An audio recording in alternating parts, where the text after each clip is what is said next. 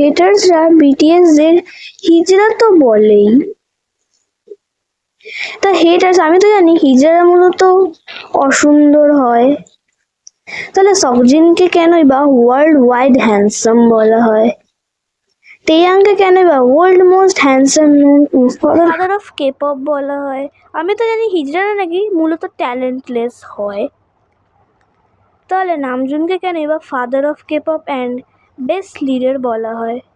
জেহবকে কেন বা ডান্স ম্যাজিশিয়ানও বলা হয়? জিমিনকে কেন কিং অফ কে পপ বলা হয়? সুগা কেনই বা কে পপস ফাস্টেস্ট র্যাপার বলা হয়?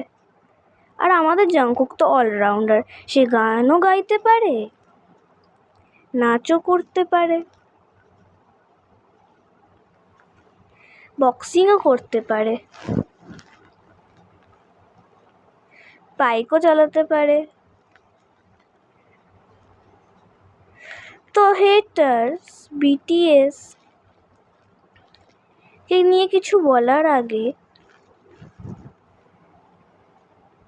তাদের ব্যাপারে জেনে নিয়ে তারপরে বলতে আসবেন। ধন্যবাদ বা থ্যাংক ইউ।